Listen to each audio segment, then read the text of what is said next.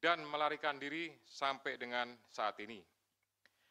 Yang kedua, bahwa pada tanggal 6 Juni 2024, sebelum Saudara HK diperiksa sebagai saksi oleh KPK, Saudara HK memerintahkan Kusnadi untuk menenggelamkan HP yang dalam penguasaan Saudara Kusnadi agar tidak ditemukan oleh KPK, di mana terdapat substansi yang berkaitan dengan pelarian tersangka Harun Masiku yang perkaranya saat ini sedang ditangani KPK.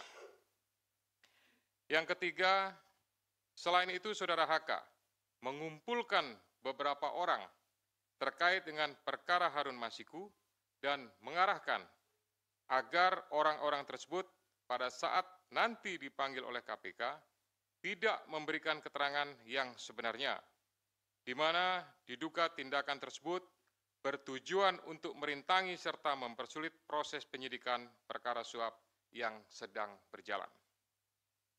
Bahwa sampai dengan saat ini penyidik telah melakukan permintaan keterangan sebanyak 53 orang saksi, 6 orang ahli, dan juga telah dilakukan kegiatan upaya paksa berupa penggeledahan di beberapa lokasi dan penyitaan dokumen, barang bukti elektronik, dan barang-barang lainnya. Guna kepentingan penyidikan terhadap tersangka HK dilakukan penahanan 2025 sampai dengan tanggal 11 Maret 2025 dan penahanan dilakukan di cabang rumah tahanan negara dari Rumah Tahanan Negara kelas 1 Jakarta Timur.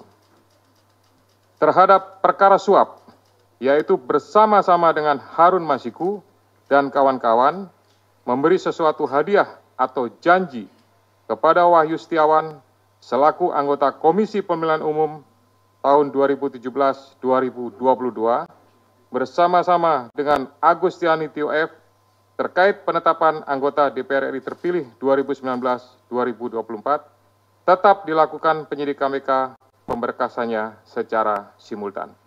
Demikian rilis yang dapat saya sampaikan. Selanjutnya nanti kita akan lakukan tanya jawab dan saya kembalikan kepada juru bicara. Silakan. Terima kasih banyak Bapak Ketua. Untuk itu kami persilahkan teman-teman jurnalis untuk bertanya seputar proses yang tadi sudah dijelaskan oleh Pak Ketua. Silakan. Iya, mau nanya dalam perkembangan kasus. Nama dan medianya ya, Mas. Saya Chandra dari Metro TV. Sebelumnya KPK pernah memeriksa salah satu politikus PDIP, Yasona Lawli. Nah, kalau nggak salah waktu itu hasil pemeriksaannya adalah dia juga terlibat dalam proses pengurusan dokumen yang dibutuhkan untuk terkait kasus Harun Masiku ini. Nah, kenapa dia tidak diproses sampai sekarang oleh KPK, diproses hukum? Terus juga waktu itu ada salah satu caleg yang juga diurus sama Hasto, dia yang di Kalbar. Itu kenapa dia tidak dijadikan tersangka, tapi Harun Masiku dijadikan tersangka? Dan mungkin satu lagi, hingga kini perkembangan pencarian Harun Masiku seperti apa? Apakah masih ada jejaknya atau KPK sudah merasa dia hilang gitu aja gitu? Ada lagi?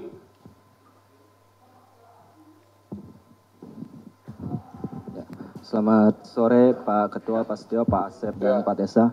Saya Rian Pak, malam ya, dari CNN. Mau bertanya Pak, ini kan kalau untuk materi kayaknya udah kebuka semua oleh Biro Hukum di Praper kemarin Pak ya. Mau bertanya aja, soalnya kan kasus dari 2020 dan perintangan penyidikan dari lama. Apakah ada pihak lain, apa maksudnya penyidik akan mengusut pihak lain dalam proses-proses itu Pak? Yang kedua, nama lain seperti yang sudah digadah, Jan Faris segala macam, apakah nanti akan diperiksa di perkara ini apa di HM Pak? Nah, yang ketiga soal HM sendiri Pak, mungkin informasi Pak, karena itu kan tugas atau PR besar dari kalian. Terima kasih. Harun Masiku. Oke.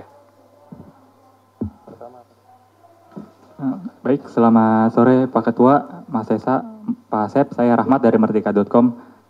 Terkait dengan, sebagaimana ketahui beberapa hari lalu juga, memang Pak HK ini kan mengajukan praper lagi ya ke Pengadilan Selatan.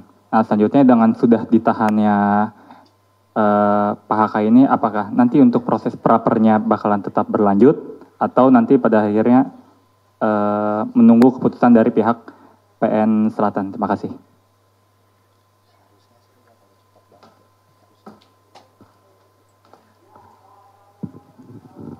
Baik, terima kasih Mas Tessa, Pak Asep, dan Pak Setio. Izin saya, Fadil dari Wartawan Kumparan.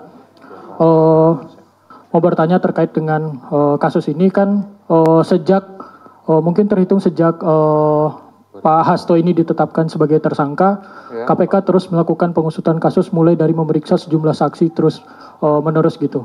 Dan bahkan sampai juga memeriksa seperti Yasona Lawli dan pejabat Dirjen Imigrasi, dan saksi-saksi yang mungkin pernah jadi terpidana juga di kasus Harun Masiku. Apakah memang KPK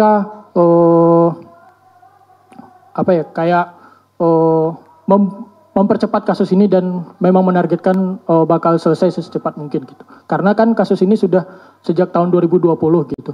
Apakah memang KPK bakal ini menunjukkan KPK mempercepat kasusnya? Terima kasih Pak. Cukup ya? Sudah terwakili ya semuanya ya? Pertanyaannya? Oke, kami persilakan. Ya, nanti kalau ada lagi silakan. Siap. Baik, terima kasih. Nanti akan dilengkapi oleh Direktur Penyidikan, oleh Pak Asep Guntur. Saya hanya memberikan beberapa poin penting saja. Yang pertama terkait pemeriksaan terhadap salah satu petinggi di lingkungan partai terhadap kepentingannya. Nah, ini tentu berkaitan dengan yang pertama adalah terhadap surat yang sudah dikirimkan saat itu. Ya, tentu penyidik memiliki kebutuhan untuk bisa memperjelas ya surat tersebut ditujukan untuk apa, maksudnya untuk apa, sehingga dari situ bisa menjadi sebuah rangkaian dan untuk memperjelas tentang kasus posisi yang ditangani. Kemudian yang kedua juga bahwa ini untuk memastikan ya terkait saat itu Harun Masiku pada saat masuk ke Indonesia di Bandara Soekarno-Hatta dipastikan apakah perbuatan yang diduga suap itu pada saat itu bahwa yang bersangkutan memang posisinya sudah ada di Indonesia, lebih tepatnya sudah di Jakarta atau memang belum masuk, sehingga bukan hanya terhadap yang bersangkutan saja, termasuk juga kepada Dirjen Imigrasi mantan yang sudah pernah dipanggil dan diperiksa oleh penyidik. Kemudian nanti Pak Asep lengkapi ya. Kemudian masalah caleg, ya ini pastinya apakah ada keterlibatan. Kalau tidak ada keterlibatan, ya pasti tidak akan ditetapkan sebagai tersangka. Kemudian terhadap pencarian Harun Masiku sampai saat ini, ya penyidik masih berusaha secara maksimal untuk memastikan keberadaannya dan tetap berusaha untuk bisa melakukan penangkapan. Kami semuanya tentu dari KPK memohon restu, memohon dukungan dari seluruh masyarakat untuk bisa memberikan informasi manakala masyarakat mengetahui keberadaan yang bersangkutan. Kemudian terhadap beberapa nama ya untuk pengusutannya pasti ini juga kembali kepada kebutuhan penyidik. Manakala memang itu sesuai dengan apa yang dipersangkakan, pasti akan dilakukan pemanggilan, ya bahkan tidak menutup kemungkinan akan adanya proses lebih lanjut. Ya. Kemudian berhubungan dengan masalah praper, ya praper ini adalah kewenangan dari Pengadilan Negeri, ya untuk melakukan pemeriksaan terhadap beberapa hal yang berhubungan dengan proses penegakan hukum. Nah ini tentu apakah berlanjut dan lain-lain, yaitu keputusan dari sana. Tapi pastinya dengan adanya gugatan tersebut, kami dari KPK memerintahkan khususnya kepada Biro Hukum untuk mempersiapkan tim ya dan mempersiapkan materi jawaban sebagaimana yang sudah dilakukan pada praper sebelumnya. Untuk pemberkasan kita akan usahakan semaksimal mungkin ya. Manakala memang bisa diselesaikan dengan cepat, kita akan berusaha kita selesaikan dengan cepat ya. Tetapi prinsipnya adalah pemenuhan alat bukti berdasarkan keterangan saksi, kemudian keterangan juga tersangka, dan barang bukti lainnya, pastinya ini akan mendukung untuk proses pemberkasannya sampai kemudian nanti diserahkan atau dilimpahkan tahap 1 kepada pihak penuntut umum. Silakan Pak Asep untuk menambahkan. Bismillahirrahmanirrahim. Assalamualaikum warahmatullahi wabarakatuh. Selamat sore dan salam sejahtera bagi kita sekalian. Yang terhormat Bapak Ketua, Pak Jubir dan rekan-rekan jurnalis yang berbahagia. Mohon izin menambahkan apa yang telah disampaikan dan telah dijelaskan oleh Bapak Ketua. Hanya beberapa saja yang mungkin tadi yang caleg ya, yang belum itu caleg yang di Kalimantan Barat, Saudara MAR, ya, itu memang perkaranya sama, ya. Jadi artinya dia dengan konstruksinya dengan HM ini sama, tetapi yang MAR ini berhasil, ya, berhasil artinya kemudian menjadi anggota legislatif. Mengapa kita yang bersangkutan dipanggil? Pada saat itu kita ingin melihat konstruksinya dari perkara yang sama seperti ini, bahwa memang tidak hanya HM saja gitu yang demikian, tetapi ada orang-orang lain atau ada person-person lain yang juga sama seperti itu, ada pergantian untuk anggota menjadi anggota DPR RI. Nah, tadi ditanyakan oleh Mas Chandra, ini apakah akan diperiksa? Ini menjadi berbeda perkaranya sebetulnya. Yang sedang kita tangani saat ini adalah terkait dengan suapnya Saudara HM gitu. Ya, ini perkaranya berbeda, tetapi kenapa dipanggil waktu itu Saudara MAR ini adalah untuk melihat konstruksinya ya. Bisa dipahami ya. Oke.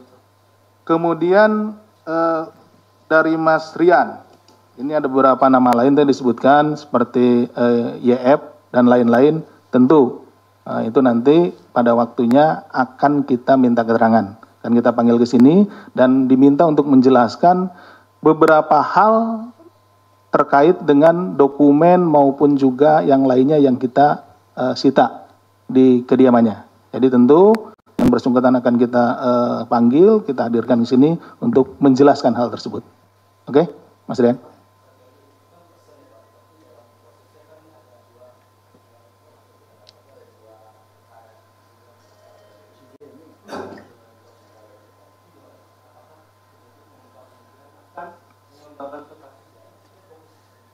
Begini, kalau penanganan perkara tentu yang saat ini sedang kita tangani ini perkaranya yang Harun Masiku.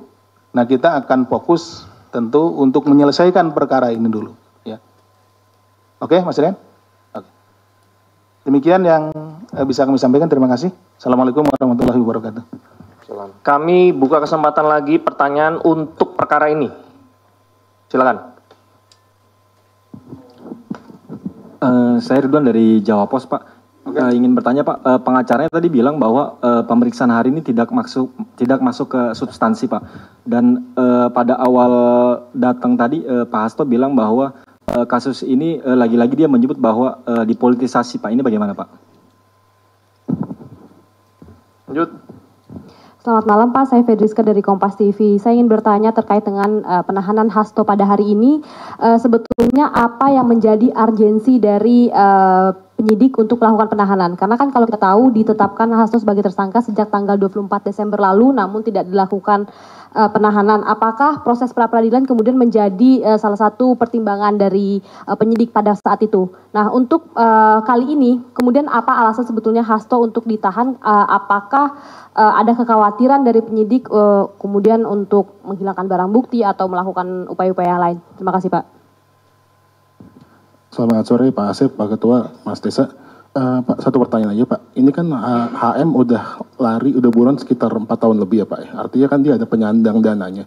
Apakah KPK sudah menemukan jejak atau indikasi bahwa Hasto ini, HK ini sebagai penyandang dananya Harun Masiku selama pelarian Pak? Terima kasih. Lagi?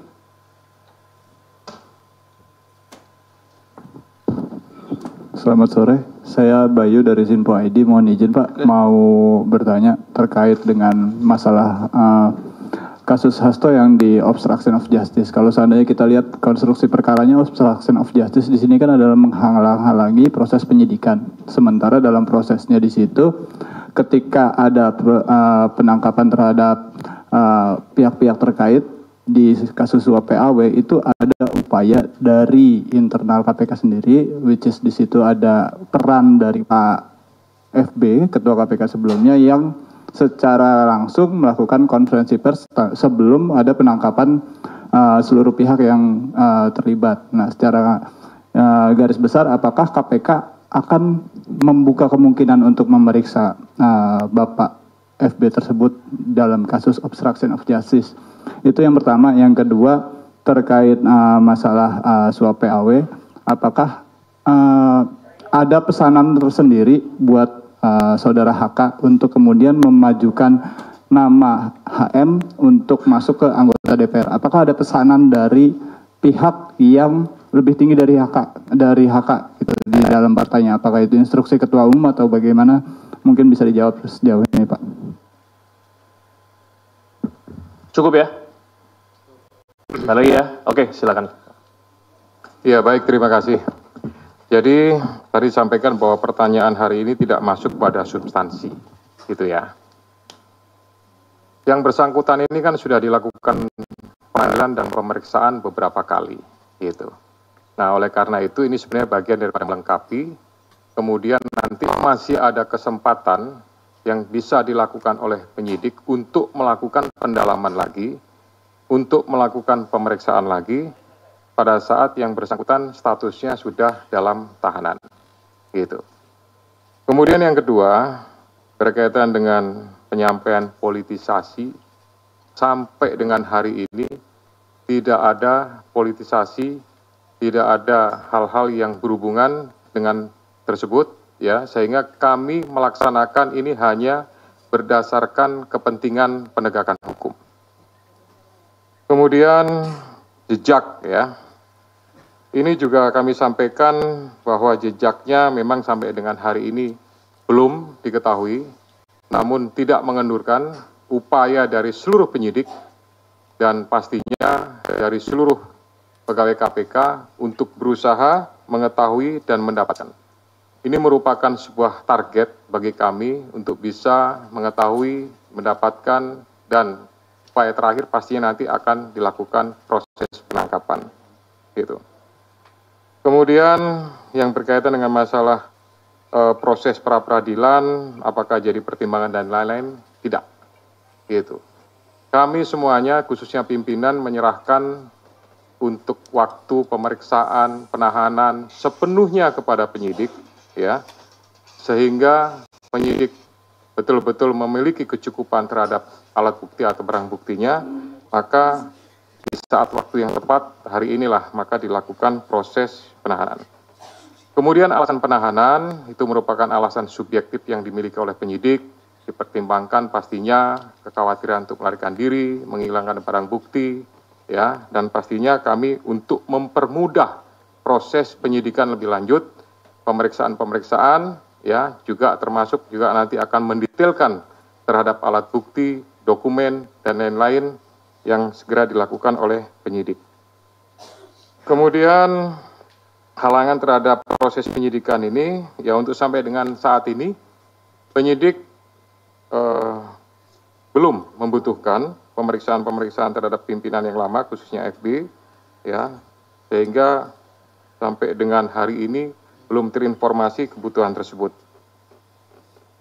Demikian juga untuk pihak yang lebih tinggi, ya, sampai sekarang juga belum dibutuhkan oleh penyidik, sehingga nanti fokusnya adalah pada beberapa pihak yang sudah diperiksa, sudah dipanggil, ya, ini nanti pasti akan ada mungkin pemanggilan lagi, sekali lagi untuk melakukan pendalaman terhadap pengungkapan, ya, proses penanganan perkara yang sekarang ini dilakukan penahanan. Pak Asep, kalau ada tambahan silakan. Terima kasih, Bapak. Mohon izin menyampaikan terkait tadi ada pertanyaan mengenai dari HM ini, apakah saudara HK ini penyandang dana gitu ya, penyandang dana atau yang membiayai. Nah, itu juga yang sebetulnya sedang kita dalami karena kami penyidik melihat bahwa seseorang yang melarikan diri itu kan memerlukan sokongan biaya atau dana logistik dan segala macam. karena berpindah-pindah tempat, kemudian untuk misalkan menyewa tempat dan lain-lain, transportasi dan lain-lain. Itulah sebabnya kita sedang mendalami itu. Itu ya. Tapi sampai sejauh ini menjadi materi ya, materi yang sedang kita dalami. Jadi mohon maaf belum bisa kita sampaikan ya. Jadi sabar, nanti kita tentu juga akan sampai ke sana. Siapa saja yang menjadi donatur dalam hal ini. Kenapa? Karena orang melarikan diri kan tidak bisa kerja dan lain-lain karena dia ketahuan sama halayak gitu. Dia pasti bersembunyi dan tentu untuk kebutuhan hidup sehari-harinya harus ada yang nanggung. Nah, seperti itu yang sedang kita dalami. Itu mungkin yang tambahan dari kami. Terima kasih. Assalamualaikum warahmatullahi wabarakatuh. Waalaikumsalam warahmatullahi wabarakatuh. Baik, rekan-rekan sekalian, untuk konferensi pers penahanan tersangka HK hari ini kita cukupkan. Untuk kali ini kita tidak ada doorstop lanjutan untuk perkara-perkara yang lain ya. Mohon bisa dimengerti. Untuk itu kami mengucapkan terima kasih. Kami tutup. Wabillahi taufiq wal hidayah. Wassalamualaikum warahmatullahi wabarakatuh. Assalamualaikum warahmatullahi wabarakatuh. Terima kasih semuanya. Ya.